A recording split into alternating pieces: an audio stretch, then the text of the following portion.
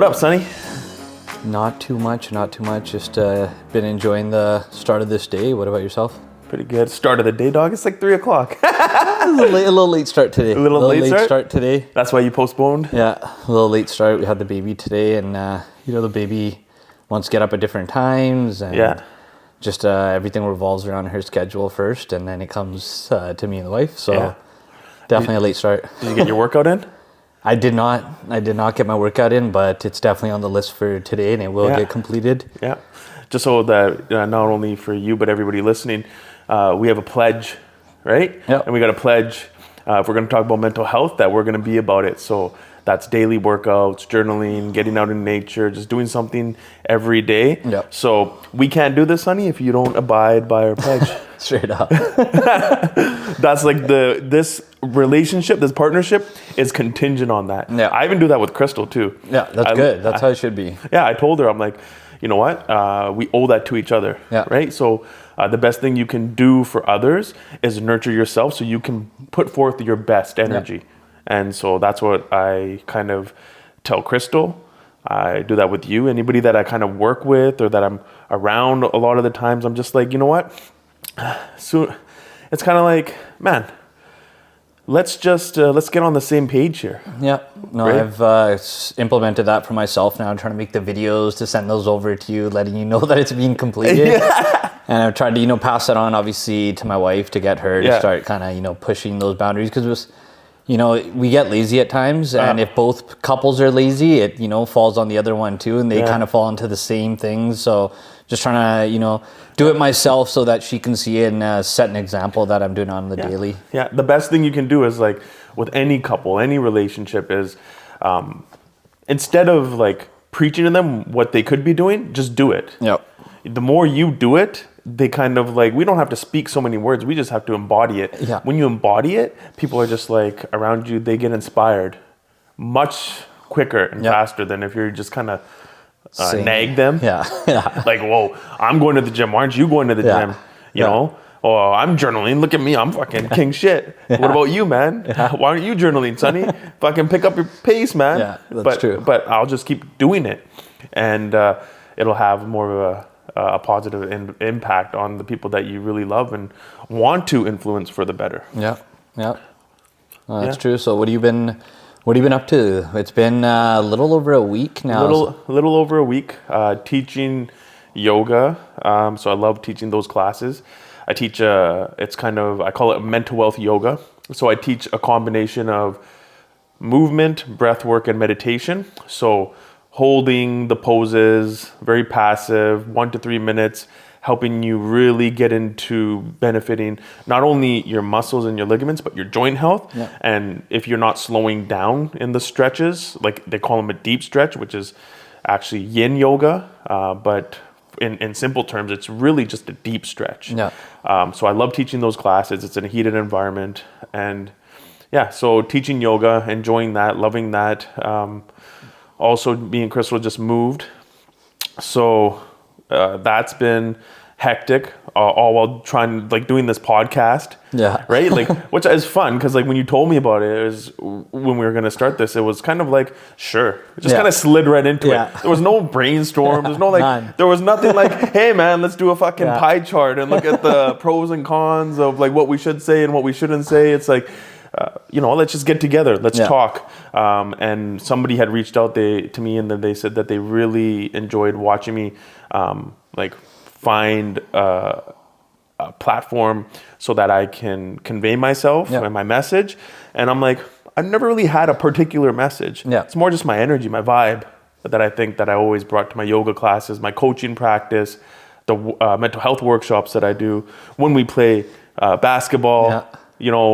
It's just trying to raise the morale. Yeah. And that's kind of, I think, where I always, I think that's, for now, that's like what I want to use this platform for, is to raise the morale. Yeah. As we continue to talk about all these different topics, and particularly my main interest is mental health. As we continue to talk about those things, we can talk about what we see as a problem. Yeah. But always backing that with like a solutions-based mindset to say, I've addressed this problem. I see it within our culture, within ourselves, with within our communities, our families. However, here are some solutions. Yep. Without the solutions, that's just something I never wanted to bring into this work that we're doing, because to be quite honest, like, I rarely listen to podcasts. Yeah.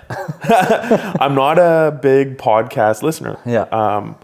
I'll listen to like some few episodes here and there.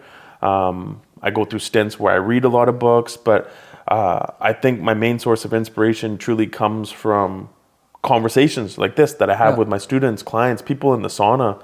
So this is all for the good, Sunny. I'm really excited about what we're doing. So yeah, how about you? Like what we've been doing this for 3 weeks now, 3-4 weeks. Yeah.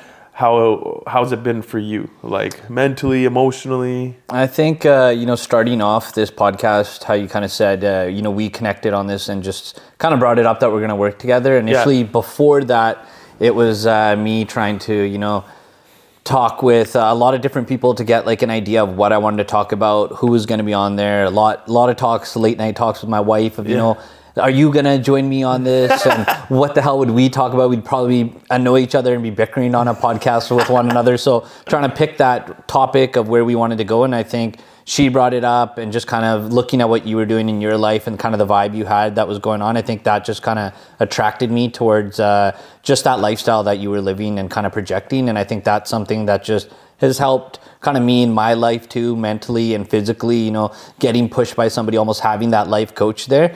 And I think that's what some people that I've seen, around me and different audiences, that it'd be awesome for people to be able to get that, listen to that, see if they pick up anything that they'll like. Yeah. So I think just definitely it's been giving me more clarity being in this podcast, because now I'm thinking about things so much more. I got things written down in that journal that I've never written down before, or I haven't written in a long time. So it's kind of opening my mind again, that creative side to a totally different side, a totally mental health creative side, I kind of call it, where I'm getting all these things that I normally wouldn't have thought of. And now I'm able to think of those because I'm taking my time, I'm assessing what I'm doing mentally, and knowing that if a problem arises, there are solutions to it, and it's always not one choice. Yeah. So that's definitely helped a lot. In these last 3-4 weeks, I've seen a big change. Yeah, I've always known you've been super creative. I remember even aside, like when we play Call of Duty, man, like you are insane, like how good you are, like your reflexes, and like you're just a beast with Call of Duty. I used to be like that with Halo. So I'm a little envious sometimes because like my Call of Duty skills aren't as up to par with my Halo skills, but I look at that and I always think like that there is a sign, that's a sign of intelligence. Like people who can play those kind of games at that level, it's just like, now I told you, it's just like your gamer tag is Vandafornia. It's just like, now we're just going to bring Vandafornia into this platform, and you're going to Vandafornia the shit out of this podcast. Yeah, no, definitely. I've been, taking a lot of this into my personal life. And just another thing I did last week, just after our podcast, we were talking, a lot about kind of helping the youth and doing these programs or outreach and how people can find out. And we're talking about it, we're preaching it, but we also have to do it. So right away, I had a friend just to listen to it, call me up, and he said, "Hey, I'm doing a youth program in Abbotsford for Roller Hockey League, just to get it back going, because I think the Abbotsford Roller Hockey League went away for about 10 years just because of funding issues and all these other things." So my friend and a couple of his close friends put some money together, started this program basically from scratch. And I got a chance to go shoot some photos, some short films for them, just to kind of get a little bit of marketing, get the idea out so that they can kind of get more people. And it was an awesome turnout to be able to see kids from ages 6 to about 13 or 14. Yeah. And just watching all these little kids, playing hockey, some first timers, some that you could tell they have a skill to take their, level of hockey to a different league. And it was awesome to be able to see it and experience it. So, definitely just, we got to preach sometimes, or do what we preach, right? Practice what you preach before you try to teach. Yeah, exactly. So that's your mantra, okay? Yeah. Practice what you preach before you try to teach. I was looking over some of the clips from the spring cleaning episode and talking about like how I just saw this before I came here today, and it was just this one clip of me talking about how when I started my coaching practice, I wasn't doing some of the things I would be suggesting to clients, and I would only do yoga when I was teaching yoga. And I found myself to be going down that path of burning out. Yeah. So there's a couple of reasons. Like, it's not just, for credibility to practice what you preach before you try to teach. It's also for your vitality, for your energy, for your own internal motivation. If you're not doing it, it's not others is going to think you're a fraud. You're going to know you're a fraud. Yep. Right. And if you know as you're saying it to others, man, that's some like kind of wishy-washy kind of connection that you're having with others, and they pick up on that. People can generally tell, at least for the most part, when people are authentic about the things that they're trying to teach others. Yeah. And by authentic, I mean they have tried it.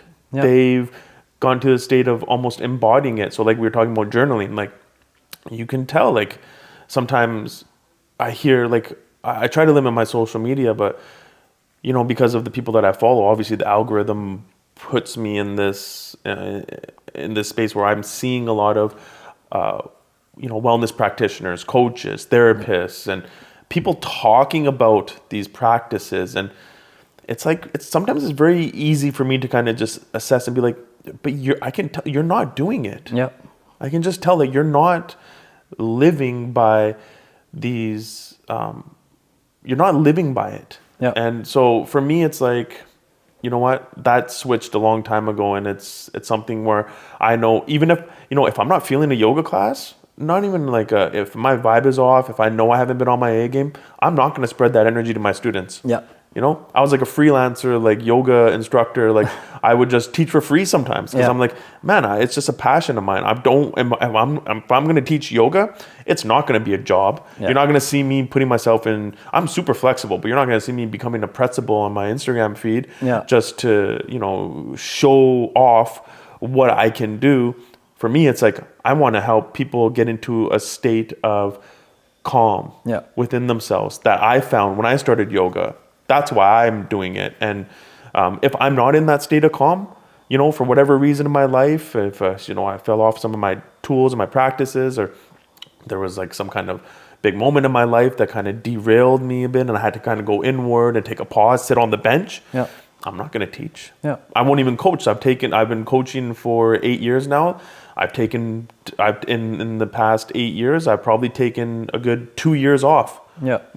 Spread out throughout the 8 years, so I can get myself ready to perform. Yeah. Practicing what I preach has been the game changer for me. That's kept me in the game a lot longer. Yeah. A lot consecutive. Like I don't take days off now anymore. I used to take that time off because when you work with people, especially like in mental health, man, you must. The job doesn't start when you like facilitate a group or you're working one-on-one. Your job begins days before, weeks before. How are you prepping yourself? It's almost like looking at it like an athlete would prep for a game. I'm prepping with my routine, making sure that I'm getting good sleep. Nutrition is good. I'm getting to the gym, getting some movement. I'm journaling and getting myself mentally and emotionally prepped for that work.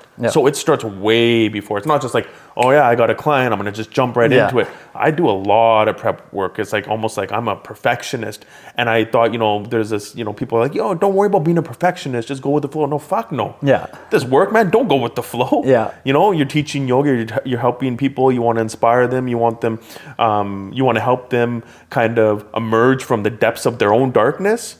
Don't go with the flow. No. You have to keep yourself at a certain level, almost at a, I kind of looked at it like an Olympic level, mentally and emotionally. Yeah. And the way you get there is by practicing what you're preaching, the things that you're learning about. Yeah, no, you're exactly right. You have to, practice what you preach. And I got to learn that even in my industry, working with, videography and photography. You start with the basics, and obviously you want, better and better clientele. You're looking for those big brand companies. And I remember in the beginning, reaching out to some of these companies and, giving them a list of things I've seen really good videographers and photographers say to them, taking their courses and classes, and then telling these big brands, hey, this is what I can do for you. Yeah. And then when they do come around knocking and asking for those things and you can't perform them, they get to find out what you actually are, who you actually are, and what level or stage you're at. So it's always good to, practice what you preach before you teach, because you don't want to be going out there and presenting yourself as, I can do all this, and then when the deliverable has to happen, you're way below what you said you were going to do. Yeah. So I got to learn that early myself personally, and then seeing that kind of in the real estate field, working in that industry too, seeing just a lot of, local realtors that they market that, hey, we know everything about the market and we know what this property's future potential is and all this. And then when you meet with them, they don't know what the zoning is, what the bylaws are, how much development cost charges are going to be on a property. And that's when you get to see what the real person is. And you see the difference between somebody that actually practices what they preach compared to somebody that's just kind of fake it till they make it. Yeah, you can easily see those two sides. I was just thinking that phrase that you said, fake it till you make it. I literally, that came into my head just before as you were describing it, because it's kind of like I've heard people say that, like, fake it till you make it, right? Like, no, fuck no, don't fake it till you make it. And I've also heard some of those, there's another term, stop playing small. You're a lot more than what you are. Like, yeah, you're capable. You are capable of great things. Yeah. But maybe it's not you're playing small. Maybe you're just in a novice period with this skill or this trait, and it takes time. Yeah. And you must humble yourself to the journey and the commitment and the effort it requires for you to get to where you want to be, where where a lot of people let the kind of cart lead before the horse, so to speak. You don't fake it till you make it, and guess what's going to happen when you're not faking it till you make it? You will enjoy what you're doing. Yeah. There's this I'm sure there's probably a certain amount of stress that comes along with faking it till you make it. Yeah. Why would you want to live stressfully if you're doing something as an entrepreneur? Let's say if you're doing something as an entrepreneur that you really feel passionate about, why are you going to fake it till you make it? Yeah. Why not humble yourself, acknowledge what is maybe a lack of knowledge or a lack of training, however that looks like to you, and get to work. Yeah, no, definitely, you're right on that. Like, that fake it till you make it can only last so long until you are presented how I was with, wherever you're trying to reach or whoever you're trying to fake it to make it. Yeah. They, answer back on things that you might not know. And that's when that whole thing could end. And how you're saying you're putting a lot of time and effort into trying to fake it till you make it. So putting all that effort, putting all that emphasis on whatever you're trying to do, and then it blow back on you could really hurt you financially, physically, emotionally, mentally. So you always want to make sure you do learn and take your time with whatever you're trying to do, because that's what people see these days. You could tell when somebody's honed in their skills, taking their time, and see it in their work compared to somebody nowadays just trying to put up as much as they can of something, or put up work that's not even theirs, or they took an idea from somewhere else, and when you ask them to replicate something like that, they're not able to produce it. Even like, so I've worked, and I have a lot of friends who are in like the traditional mental health space and also the non-traditional mental health space. So talking about like just the traditional health space, I have so many friends that are psychologists and psychotherapists that are burnt out, but they'll still, continue to take on clients. Yeah. So there's multiple. It's not just like stop faking it till you make it. It's kind of like, it's for them. If they're not making an income, there's a certain stress that comes from not making the income. So now they're feeling financially insecure. So that's another reason why they're going to continue to run their practice. But ultimately, when you're working in mental health, it doesn't really matter. It's not about the money. No, it absolutely cannot be about the money. It's you owe the people that you're working with an obligation to be your best. Yeah. And they say one of the most crucial skills you can have as a coach, a therapist, is an objective frame of mind. So if I'm working with you, the only way I'm going to get objective, meaning I'm not going to project my own emotional backstory onto you while you're speaking and kind of veer off track and not actively listen to you, is if I'm not on my A game. Yeah. And so that's why you can't fake it till you make it. And there should be the highest standard when it comes to this kind of work, because I've experienced it firsthand with therapists that are just out to lunch. Yeah. Reading through a manual. I've gone to yoga classes where people are kind of regurgitating things that they read online or they saw from an inspirational quote. Yeah. And it's like, this fucking shit's not going to cut it, man. And to know, like, I've worked with some beautiful people in both industries. I have very talented friends like that are fucking phenomenal at what they do. But unfortunately, I've seen the other end where it's just like some of these people they could be so much more than what they are in terms of the impact that they could have on others if they just took care of themselves. Yeah. If they just slowed things down, kept it, kept their fundamentals strong for their own self-care. And like we talked about the fundamentals, their sleep, get some movement, get your diet on point, like get yourself to a state and keep yourself there so that you can stay in this game. That's why I look at it like a sport. I look at mental health like if I'm working with correctional officers, if I'm working with young boys, if I'm working with grandmas, if I'm working with men's, like in doing my men's group or whoever, I look at it like a sport, and I'm going to be, I know you younger guys, you're like, oh, LeBron, but for me, it's like MJ. I'm going to be MJ of this. I promise you, I will put in that work. I am constantly always thinking about this work, and I will keep myself there, and so that I can be the best version of myself. And I've had to bench myself, but I promise you, and again, it's something I think that when you do get to that point, when you can recognize that you need to sit on the bench, it is going to be a game changer for yourself as a wellness practitioner. Whether you're a therapist, a yoga teacher, a meditation teacher, if you can humble yourself and recognize when you need to sit on the bench, because everybody wants to play, they're passionate too. They want to get in there, they want to help, and they want to support. But when you recognize that you need to sit out, you can't play this game right now. Man. Fuck, that's when I think you will reach heights that you never imagined possible. And that's a part of this too, is like this constant check-in with yourself. Because if you don't check yourself, you're not only you're going to wreck yourself, you're going to potentially wreck somebody else. And I think for myself and just, our audience, whoever's listening, I just want to I've been wanting to always ask you this is, what is non-traditional and traditional? Like, what is kind of the difference, and then what are the people within that? Non-traditional is, okay, we'll start with traditional mental health. Traditional is people like that go to like, typically are more Western. So they'll go to school for psychology. They're like the therapist, the psychotherapist, somatic therapist. They are even kind of like nutritionist. It's kind of like I think they're kind of unless they're like a holistic nutritionist, they could be in the middle, but they're more like the doctors, things that are more mainstream, if you will. Right? So those are the traditional practitioners within our culture, because that's what we know, right?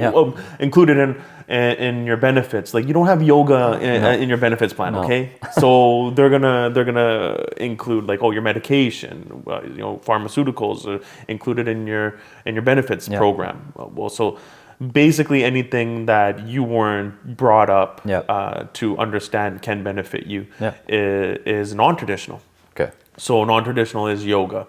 Non-traditional is like holistic nutrition, so herbal medications, essential oils, working with aromatherapy.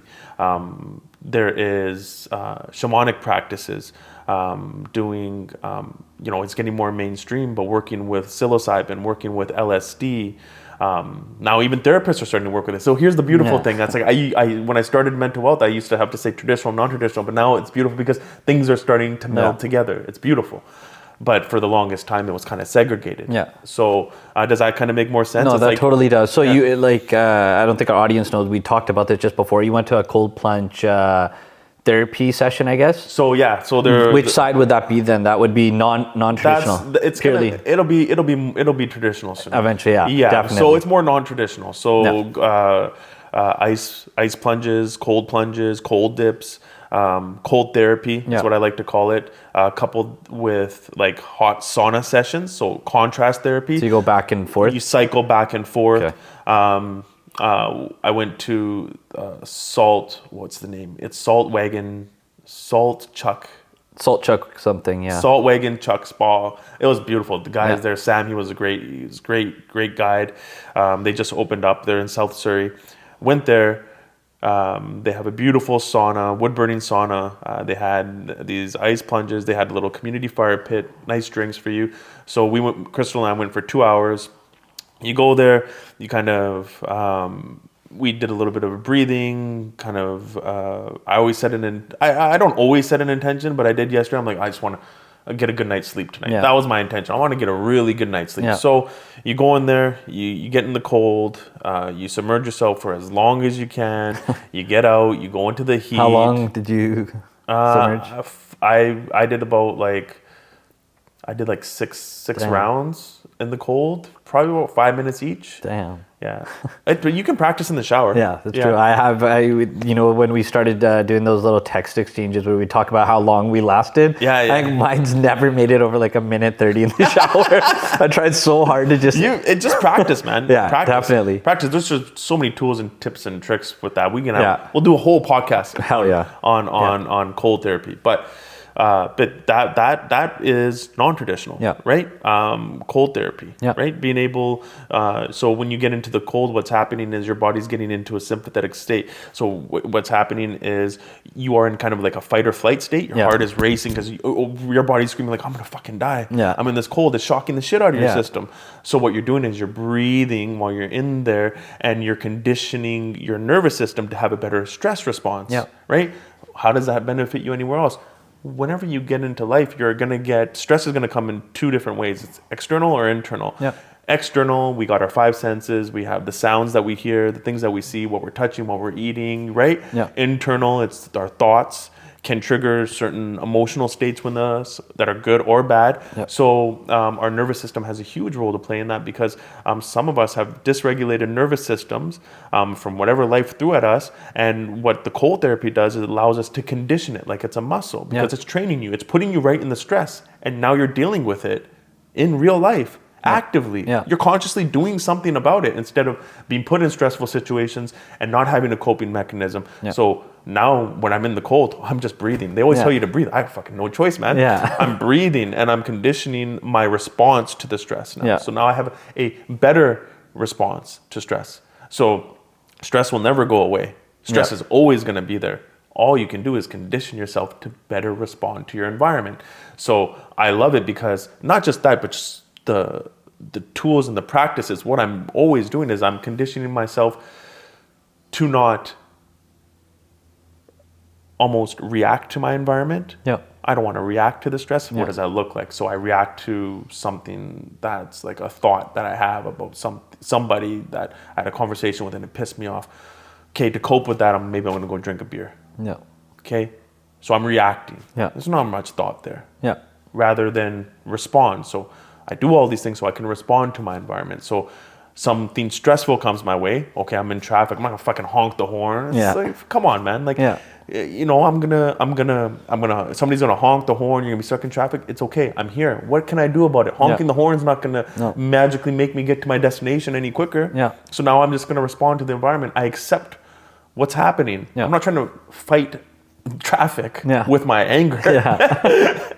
So that's the difference between reacting and responding. And you almost kind of can start to begin, like for me, then my days are much more enjoyable. Yeah. They kind of flow. There's a flow to them, right? When you're very reactive, I'm getting pissed off about the news. I'm getting pissed off about something that happened a year ago. I'm getting pissed off because they canceled my favorite show or whatever the fuck. Yeah. It's like you're just reacting and you're putting yourself there Yeah. into that state of misery. I'd like to respond. I'd like to have a choice. Yeah. Responding gives me a choice to now how I can feel. Yeah.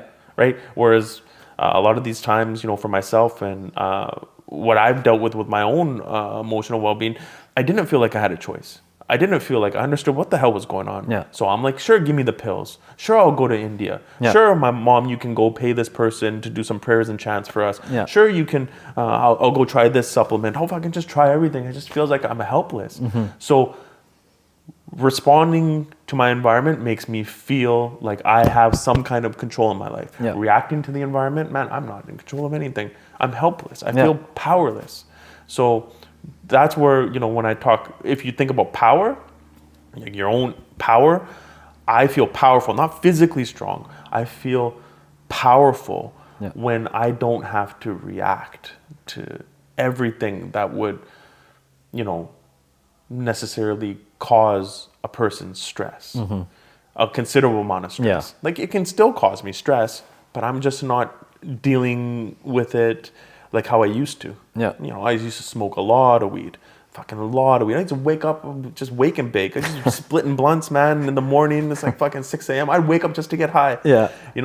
Or maybe I'm just, playing video games. Yeah. Maybe it's just like dating women, that's going on multiple, just being a serial dater. Maybe it's just, who knows what I was doing to escape my reality. Yeah. There's all these different things, all these different habits, and seeking connection with freaking the entire world. That's why I was in a brotherhood. That's why I was in a gang, just seeking so much outside of me, rather than being content with what was inside of me.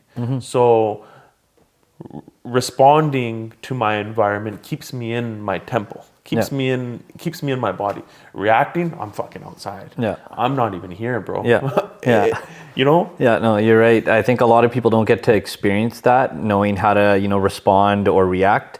So react is just a common thing that everybody kind of learns as they grow up, from a childhood to as old as they get. It's just react rather than that response. And things like this, like a cold plunge, which like the first time I heard about it, I was listening to a scientist kind of talk about it and what it actually does to the body. And it's basically, you're jumping into a cold bath and your body's thinking it's dying. So it's trying to cope and fight against that. You're in the most stressful situation you can be in for your body. So your body's like, I'm about to die, I have to do this. And you learn something new basically about your body and how to control that stress. How capable you really are in that moment. Because we think, we'll never be able to, I think I'm never going to be able to be in that cold water for longer than a minute. But once you're in that and your body actually learns that, you go a minute, 2 minutes, 3 minutes, 4, 5, you keep learning, and your body's adapting to that, because it's letting you know, hey, you could have died at 2 minutes, you could have died at 5, but we're going to help you cope against that. And that teaches you that side of response rather than react. And it's hard for people to learn those two sides, because if you're outside of the cold water plunge and that's something you haven't done before, the only other way to really learn that is just through experience and knowing that what your responses do rather than just what your reactions do. There's multiple ways too to be able to get into that state where you can be responsive. You don't have to ever get into an ice bath, and you could be you could have the mindset of a monk. You could be as cool as a cucumber. There are so many. One of my favorite sayings is, when we take a look at all these tools and these practices, yoga, somatic therapy, psychotherapy, all roads lead to Rome. And what is your destination? Your destination is to come back home, meaning you're going to come back to yourself. I feel present. I'm getting good sleep. I'm having good interactions with my family, my loved ones. I have a sense of purpose within me. I am able to give back to my community. And then that's life, man. Now I can enjoy my life. So being in this space, I think it's also important to, I always like to, whenever I talk about this, when I'm doing workshops, I always make sure I tell people that there is a buffet of wellness tools out there, and it's up to us to go out and explore these tools. So once you explore and you get an experience with it, that's going to be your truth. Now that it's your truth, you can ask yourself, is this going to be something that I can do long term that's going to work for me, rather than get sold on a tool or a practice. Get sold on the hype. There's hype around ice cold baths and cold therapy because it fucking works. Right? But some people can get turned off from the hype, saying, fuck, man, look at these people posting another fucking ice bath. Good for you. But it's just because they haven't tried it. Right? And they feel insecure that they're not going down that path. It's the same with yoga. If you've never tried yoga, how are you gonna fucking knock it? If you've never been in therapy, with a really good therapist, how can you knock therapy? That's true. Right? And how can you knock some medications? Medication almost made me commit suicide. I had to go through long 10 years of forgiveness to forgive the industry itself, the pharmaceutical industry. But I can't not acknowledge the good that some of these medications have done for others to help them regain their sense of self. It was like their lifeline to help them find these other different tools and practices to better their mental and emotional well-being. So it's, all roads lead to Rome. Yeah. And that's, you talk about the ice plunge and we talk about yoga, but I always want to just inspire people to just try. Yeah. Start. Knowledge without application, that's like macaroni without cheese. Nobody wants that, Sunny. Yeah. Nobody wants to just, nobody wants, and we are inundated with so much of what you could do, what you shouldn't be doing. Yeah. It's like, don't do this, do this. Well, just try, and then you'll know for yourself. Because otherwise you're going to be in this analysis paralysis state of being where you're overanalyzing fucking everything to the point where you're not taking any action. Yeah. So get cold. Go in the cold water. I remember I was telling Sam, the owner of the spa we went to yesterday, I was just like, man, I was doing this shit 20 years ago. I remember going to the rec center here, and I would go to MRC, and I just had to get baked in the morning. And I remember one of the things, besides fucking getting baked, one of the things I loved was going into the sauna. Yeah. So this is like fucking so long ago, man. I'd be like going into the sauna, and then at MRC they had a really cold shower, so I'd go into the sauna and go to the cold shower, and my buddy would be like, you're fucking crazy, dude. And I'm like, fuck, it just feels so good. Yeah. And I wish I didn't listen to him, because I'm like, nobody else is doing this. Like, why the fuck? I just knew it felt good. I didn't need a fucking scientific review to tell me, man, oh, this is great for you. I don't need fucking stats, man. Yeah. I don't need fucking hear from this person, that person, fucking 10 million people over here saying do it before I finally take the leap to just try it. Yeah. I just did it, and I kind of knew how I felt after, and it was irrefutable how I felt. Like, it felt good. Yeah. So why wouldn't I do it? No, exactly. Like that reminiscent feeling of just feeling good. That's how you got your experience. Yeah. And I had a similar thing with even how you just brought up, you can't judge something without trying it. So therapy was one. Yeah. I always said, therapy is for losers. Like, you have to go to somebody else, and why are you telling them your problems and them have to help them for you? Yeah. And then finally, I got to a point where in my life I had to try it. Like, I was in, a stage in my life where I wanted to try something else to kind of get some more mental clarity. Yeah. Going to a therapist, it did, wonders. It was crazy to see that sometimes just being with somebody and them hearing it and getting a totally different perspective than the people around you and give you feedback, like critical feedback that nobody around you sometimes wants to be critical or negative, because they, they might think that you might take it the wrong way. And that was just one side where I got to experience it, and it gave me something out of that. And then again, people that were using saunas and steam rooms and saying it was so beneficial, I was always against that no, you don't actually need that. You're just saying that until, again, I tried it myself, sat in there. I remember in high school, kind of a couple of my sports friends or athletes, they would use it all the time. Yeah. And then I wouldn't. And then finally when I did, I just saw, got this experience of being able to go in there, and that inflammation that I was getting all the time that was kind of there, just slowly kind of going away as I made sure that I kept going and saw that it was making a difference, and making sure that that was something that I at least tried to do if I was, playing sports at that level. Yeah. So you take a look at pro athletes, they've been sitting in ice buckets forever. Yeah. Well, how nobody's talking about it. And now that it becomes mainstream, questioning it. But how come they're doing it like 10, 20 years ago? I remember seeing it so many times. And I actually, never questioned it. I'd see them sitting there. I'm like, this must be only for athletes. Yeah. That only an athlete needs to use this. Why would I ever need it? I don't know if this is true. I remember hearing a long time ago about Tom Cruise, before he goes on to a movie set, he'll dip his head into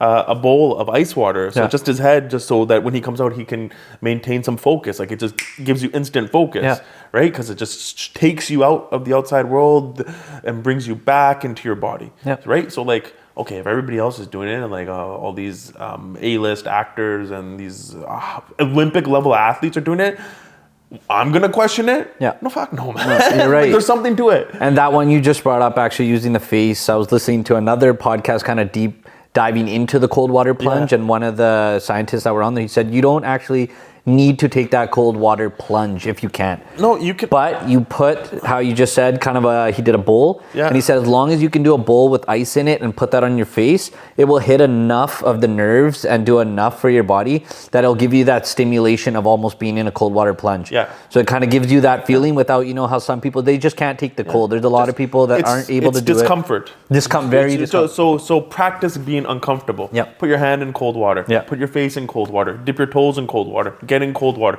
practice being uncomfortable. What happens when stress comes into your life? You get uncomfortable, so you don't want to deal with it. You repress emotions. You completely avoid the situation. So get comfortable being uncomfortable. It's just a practice. It is a the practice. more you do it, you're going to just be like, oh man, fucking life is easy breezy. The things that I thought were unattainable, like starting this business or making more money or developing a new relationship or bettering relationships with my family and my friends or giving back to my community. These things aren't as hard as I thought it was. I literally was fucking all up in my head. All I needed to do was just kind of get back into my body and learn to better manage my stress so that when these things that I want to do come up, I'm not afraid to take the leap. That's my daughter right there. Basically, I take her swimming every Monday and Wednesday in her class, and you know, I like going into the hot tub, obviously, and I wanted her to kind of get used to it. So obviously she'd dip her feet in there, it'd be too hot, she'd scream and want to jump back into her little kiddie pool. And slowly she'd see me in there all the time, and she's like, well, okay, how is he able to do this? How is he able to just jump right into the hot tub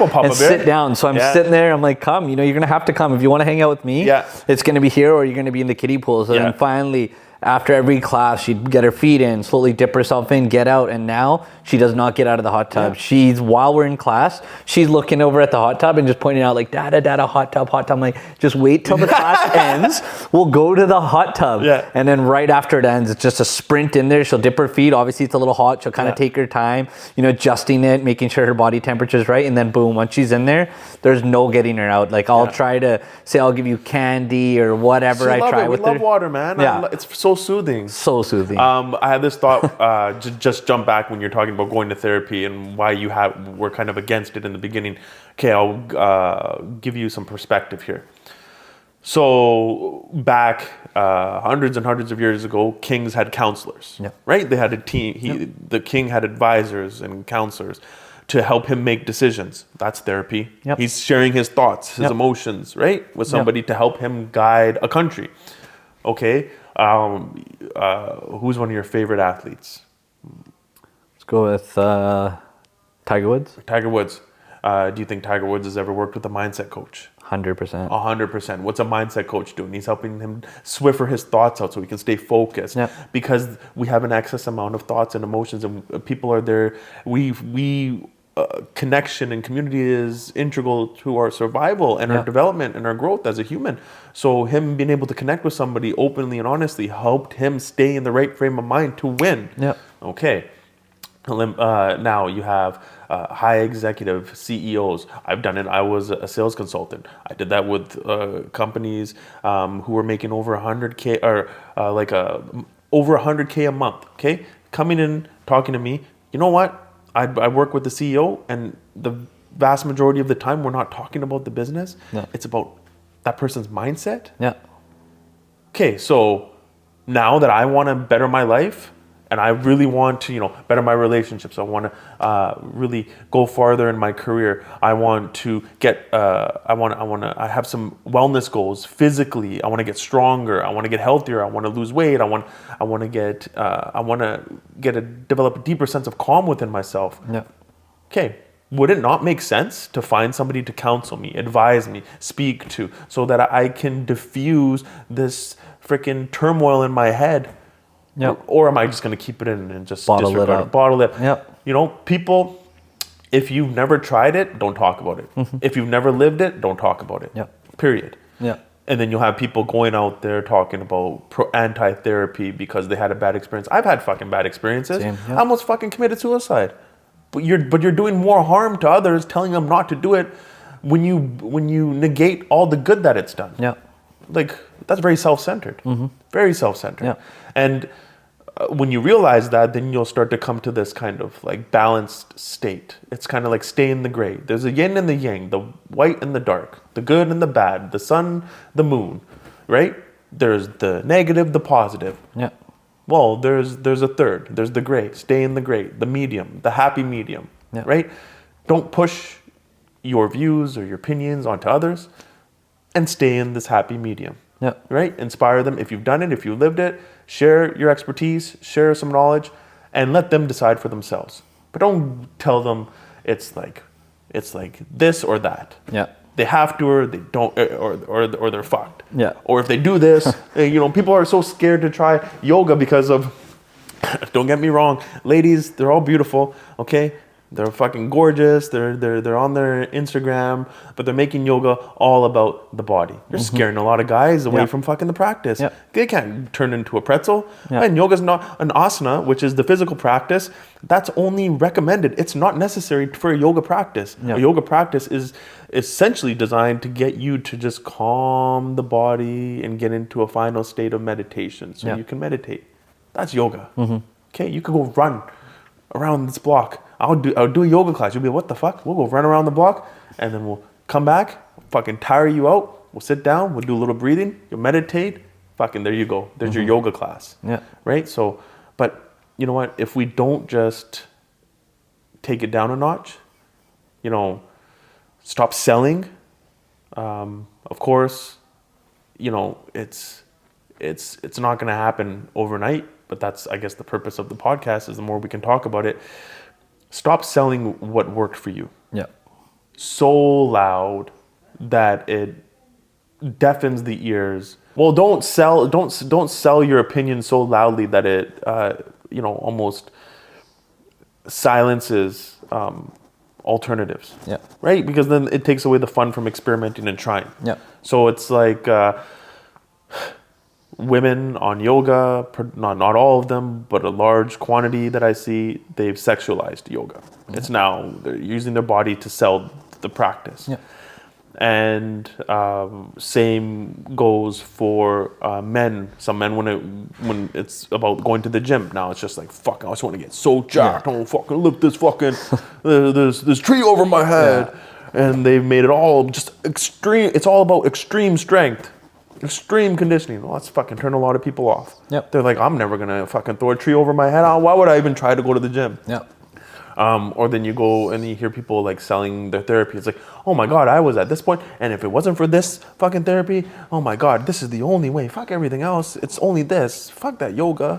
Yeah. They're just trying too hard. Does that make sense? Yeah. No, it does. Like, I just want to jump in. Like, COVID's really opened that up. Yeah. We had the vax people, the non-vax people, the mask wearing people, the non-mask, and everybody thought their way was the right way, not thinking about why the other person might be wanting to go that opposite way. It's not that they're against you. They might be against that thing that's going on. Maybe they can't wear a mask, or it's not needed for them, or they don't need the vaccine, or they've done research on the vaccine and they think this, and somebody's done the research on the vaccine. Now you're going to have, think you should get now we're going to have the COVID-19 warning on this. Yeah, it's this and that, and we're not on any side really. We're saying everybody with, whatever happened in COVID and in life, we judge sometimes too quick without thinking why the other person made their choice. For everybody wondering why we had to cut out so many times, we just had some background noise. So we just maybe have lost our thought a little bit here and there. But I think what you're saying is, it's beautiful, Sunny. It's, there is no sides. We don't pick sides. I don't pick sides with traditional or non-traditional. I don't pick sides with yoga or therapy. I do draw the line in extremism, extreme medication, extreme yogic practices. Yeah. You don't have to go do ayahuasca to find yourself, and you don't need friggin' all that medication to balance your mind. Yeah. No, extremism, I think, when it comes down to it, you group everybody together, like you talked about non-vax and vax. Oh, those are extremist points of views. They completely leave. If your point of view disregards a group of individuals completely without any, desire to understand them, you're the problem. Yep. It's not anti-vax and vax is a problem. It's not liberals and conservatives are the problem. It's not that meat eaters and vegans are the problem. It's not that. Fuck, man. It's like adults who are emotionally immature posing as adults trying to tell people what to think and how to behave. Yeah. That's what's happening. Yeah. And then you realize, like, it's your ego. It's their egos. They're so inflated, and their sense of self is with themselves it's an illusion. Yeah. Because at our core, we want connection. We want a certain sense of humanity. We want belonging. We want comfort. We want to enjoy this life. We don't want to fucking bicker and fight about everything. I remember when I was a vegan for a year, I went into a vegan group. Bro, they're fucking, the vegan group, some of these people were nuts, man. And I'm talking about like, just like they wanted to fucking just like murder anybody who wore fur. I'm like, I'm out of here, man. I wanted to come into this group because I just became vegan, which I was for like, and I was just like, I'm really excited about like how it's gonna benefit me. And just so you know, I was pretty, muscular still while on a vegan. So you can gain muscle. But for me, I was just like, I came back to meat because I'm like, fuck, I was eating meat for so long. Wasn't really like a crazy decision, but I just came back to it. I'm like, I'm just gonna find my happy medium. Yep. So now after I left veganism, I eat more mindfully. Yep. Like I'm a conscious eater. Yep. When it comes to this kind of people, it's like they have a gang of thought, and they're gonna adopt not only those thoughts, they're gonna adopt the persona and the character that comes along with all those thoughts. Yep. So I'm a vegan, and now I'm a meat eater. I'm fucking everything you see on my Instagram feed. I'm gonna fucking take a bite of all this turkey leg. Everything on my feed, I'm around all the flowers and all. I'm kissing the birds and they're coming into my head. It's just like everybody's just playing characters. I remember Pac said one time, it's just like if people really want to do something, they'd start their own country, they'd start their own thing. But everybody's out here, they're cartoons. Yep. They're acting like cartoons. They're acting like characters. Yeah. And it's like we have enough characters out there. I've been in a gang, man. I understand what it is. Now everybody else is in a gang. Yeah. Gang of thought. And you have all these gangs of thoughts that have divided us for so long, Sunny. I grew up, my parents got divorced, and so now I'm divided, mom and dad. Luckily for them, they're both kind-hearted. They never pitted me against one another. Yeah. I never had to choose sides. Yeah. There was no court to say, oh, you gotta go here for two weeks or there. That never was brought upon me. Yeah. I have family that are blood related that are white. I don't divide myself. I see them. I don't see their skin color. I'm not gonna disregard them because they're not the same color skin as me. And then you go into school. I remember even here with the East Indian community, you had the farmers and the city boys, and they all farmers versus city boys, like because fucking they're not the same as us. Because people are insecure about things that are different. That's all it is. They're insecure because this is different. They think different. Then I go to India for boarding school, and all the shades of brown, and they're the Muslims and the Sikhs and the Hindus, and everybody's brown, and everybody was fighting with me and my brother. He fucking got stabbed on his hand with a protractor, man. Grade 7. I had to fucking it was the fights were intense, dude, and like because we spoke English, because we're different. It doesn't matter if we're fucking brown, because we're different. So then you come back here, and everybody's like, it's like, fuck, man, that shit opens my eyes, and I just. I long for that type of connection where it's like, I don't really care what you bring to the table. I don't really care about your status. I don't care. Your resume does not impress me. I don't give a shit what you think you're going to do in the future. I care about your heart. I care about kindness, compassion, generosity. That's what I care about. That's all I've ever tried to embody. And that's, those are like my core values. It's just kindness, generosity, and compassion. And if everybody loses this facade and this like persona that they're portraying that some don't even realize, they're gonna be much happier. But there's gonna, in order to do that, it's that in itself is a mental and emotional and even spiritual endeavor that you must, pay the price to embark upon. And some people will never come back to themselves. They'll live that character, that persona for the rest of their lives. Look in our Indian community. Oh, look at all the different classes we have. Fuck these classes, man. You have darker skin, you have lighter skin, you're better than me. Fuck that shit, man, because you have lighter skin. Oh, because you come from this side of India. Oh, Hindus are separate than Sikhs. For fuck's sakes. Everybody wants to preach about we're all one, but then when it comes down to the nitty gritty, they're just angry and bitter because that person's different, and we hold on to grudges, and we hold on to the past, and we almost like we're holding the possibility of a beautiful future ransom with our own emotional baggage that we're not letting go. That's all it is. And if we can get to that space, which I do have hope for, then we can leave our society and our culture better off, not only for ourselves but our children. Everybody has a responsibility, you know, like Maud Flanders in The Simpsons, like fucking somebody think of the children, right? Yeah. Who's thinking of these children? I don't even have kids. How come I fucking work with so many kids, man? Yeah. Because there's a sense of responsibility. Now that I've grown and I've learned a few things in life, like I want to pass it on, man. There's some honor there. There's some like a sense of civic duty there. Like and you know what? I think like I feel fucking so great just to be able to say that, because like that's really all I've ever wanted to say. Yeah. With all the work I've ever done is just those fundamental pillars and principles within me is how can I, Vic, be kind, generous, and compassionate? How can I do that with my yoga? How can I do that with this podcast? How can I do that with my family? How can I do that with my friends? How can I help? How can I support? How can I do that with myself? Yeah. Right? How can I be kind to myself? And the wellness practices and the tools. So, no, fuck, Sunny, that was great. And it comes back down to what you kind of said initially, that, you know, you got to practice what you preach before you teach. Yeah. And I think a lot of these kind of, you know, these analogies you brought up of, you know, a vegan going against these meat eaters and these meat eaters going against these vegans, it's just both parties just need to understand that, you know, one thing or the other might work better for someone else. Yeah. A vegan could have, you know, been a meat eater before, went to vegan, and now they're like, this is just how I want my life. I feel better. Yeah. But that doesn't mean that if somebody's eating meat, they have to come to vegan. Maybe they are at their medium already. Yeah. They're at where it feels good. But then we have those extremes on the meat side where they think, you know what, these plants have this issue or that issue. But, you know, we've seen that plants have obviously been around forever and they've been part of our diet. So it's just understanding that we got to once in a while put ourselves in somebody else's shoes. And if you don't want to try that, then you shouldn't say anything. Or if you haven't tried it, how you kind of said, you shouldn't bring that up or have an opinion on it. Because it's not what you do or try. So what opinion do you really have, and will it really matter to the person that's already doing and trying that one thing? So I think we need to either jump into that person's shoes and try it for ourselves and see if it's beneficial or something we should be talking against or not. Otherwise, just stay in your own lane, right? Just keep doing what you're doing and let other people do what they're doing. You do not pass go. You don't get to join society. No.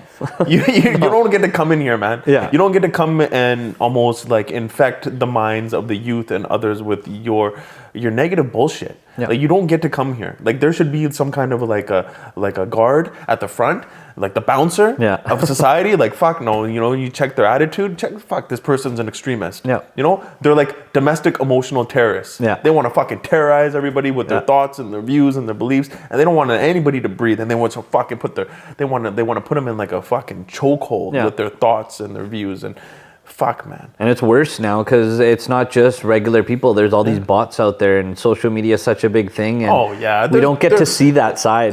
Bots fucking fanning the flames all the time. You see all these random comments of people just saying something that has nothing to do with the actual post or what's going on with that social media account. There'll just be all these random comments that are just trying to stir something up. Like I have a friend that actually you know, he sells blueberries just kind of all over BC. So he took a local brand of berries and didn't want to sell it in the Fraser Valley just because there's, you know, just too much competition, too much supply and competition, not enough demand here because there's already stuff coming in from Chile and Mexico. So he kind of took it all over BC and he blew it up, his business. And, you know, he's doing really well for himself. But again, you know, he started a Facebook page for it, and that's where a lot of his ads are going. A lot of people talk and ask for that product. But then there's all these random people that have to be in there, that have to throw in their 2 cents about random things. You know what? You know, they can't be organically grown. It has to have pesticides or these things that are in the clouds. You know how some people say there's something going, chemicals in the clouds that are throwing down something on these berries. Don't buy these berries, blah, blah, blah. Grow them yourself. And they're just always going to be those negative people. Pesticides are fucking, they're not good, but it's what we have. You know, there are chemicals that get sprayed into these fucking plants. 100%. It shouldn't be there, but if we keep fighting against it angrily, it's an extremist point of view. We have to accept it to a certain degree, right? There should be a certain level of acceptance. Like, you can't just, like, of course, the governments are corrupt, man, right? But are we going to fucking just, like, destroy our entire civilization? You know, it's not about fighting. We're done fighting. We create a solution, create something. But the bickering online, bickering against somebody because they don't have your same viewpoint, you know, and then labeling yourself like a vegan, a meat eater, you're an activist, you're a mental health survivor, or you're you are a yoga guru, or like fucking labels, man. Just take away the labels, strip away the labels, and just be who you are. You're a person, right? I'm a person. Strip away all these labels. Take away all the fucking politics out of this the emotional kind of realm of society. Take the politics out of it. You break it down to brass tacks. We just want compassion. We want connection. We want opportunities. We want a certain sense of freedom with our lives. We want to have a say in it, because that's freaking everybody's God-given right. We don't want to, I don't think we speak for a large portion of like people that are online, but I know when I have these conversations with people, I have a lot of conversations. I go to the sometimes I go to the sauna like 4 times a week. When I have so many of these conversations, you'd be surprised how authentic people are when they're sitting in a room where everybody's half naked. It just opens everybody up. And you have these conversations, nobody's that angry. It's just online. It's just online you'll see it. And you'll look at the news and everybody's so fucking angry. Oh, the fucking sky is falling. It's just like, but if we were really that fucked, man, you wouldn't have this opportunity to speak online like how you do. You wouldn't have access to all these resources. We are in a freaking financial crisis. Yeah, we are. Yeah, man, fucking there's drugs, there's violence, of course, but there's fucking so much good out there as well. But the good doesn't get marketed because the good doesn't sell. It does the not. bad is the bad sells. The negative press will sell because it like pulls on these like emotional strings of everybody to react. Coming back to the reacting. So now we're reacting to the world. Respond to it. It's beautiful. Fucking I heard birds chirping today. So what, man? I think I didn't always have this. I didn't just get this perspective from coming on the other side of wanting to commit suicide. I had this as a child.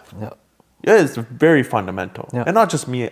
I know a lot of children have that same view. Even your daughter before she left today, and she's just so excited. Like instead of your wife's like trying to make her, give me a hug or like say goodbye, and then she's like, as soon as we mentioned she gets to go like jump in puddles, she's like, fuck this, I'm out of here. She just wants to go and play and have fun and enjoy life. Everybody, this culture, that we have right now, it's like I'm not with it, man. Are you even having fun? Arguing and debating? Opinions are the lowest form of intelligence. You're gonna give your opinion on everything. And even when you get to the point, I promise you, you give your opinion and your stance on this, on that, on poverty, on crime, on transgender issues. You give your opinion on fucking everything. And then what are you left with? You've just talked and talked and talked. And what have you, while you were talking and conveying this this kind of angry energy, what was productive that came out of it? Oh, you opened up some eyes. Oh, no, you got your message across. You did that for yourself. It's very self-centered. It is. It's very self-centered not to check yourself, so you can kind of like put what you're saying through a sieve to ask yourself, like, is it going to be thoughtful? Is it kind? Is this helpful? Is it? If it's not, shut the fuck up. And that happens, daily in our lives. Sometimes we'll have a conversation where somebody's... I'm getting angry about this, but I don't it's been inside me. I just don't get to speak like this. So it's just coming out. And I've seen this, like it could be a couple or just two friends and you're bickering about something and everybody's stuck in their way and you're not putting yourself in that other person's shoe, again, I bring up, to take into consideration what they might be thinking or how they're thinking, their perspective on that one thing. I have a friend, me and him will fight over, MJ and LeBron. We'll fight over those two guys, and at the end of it, in my mind, people have died at sports games because of they're wearing the wrong colors. That's it, literally, and like it becomes that big of a thing, and I have to sometimes, kind of end that conversation and just sit back and be like, you know what? Okay, well, what is it out of this conversation that this person's perspective is? Okay, they're born in the 90s or before the 90s. So they watched MJ their whole lives. That was their, guy, their hero, their God kind of at their time. And I'm, a little bit of a different era. So I'm kind of used to a totally different guy. Both guys play the same sport. Both guys are freaking amazing at it. Realistically, they're both GOATs of their eras. That's where the end comes to of that argument. And that's something that kind of, one side or the other has to assume or eventually we were talking about reaction and response. One person has to find that as a response, right? We can react forever on those two. Yeah. You can find a new stat, we find a new little video that pops up. One goat doesn't negate the accomplishments of the other goat. Exactly. Right? Exactly. Yep. It's like Exactly how it should be. it's like you can have multiple goats. Yeah. You can have fucking like a stable of goats. Like everybody's a fucking. Everybody goat. only wants that one goat as if it's gonna produce the world. Like, Oh man! All right. Well, good talk. that was a good talk. All right. That was a really good talk, man.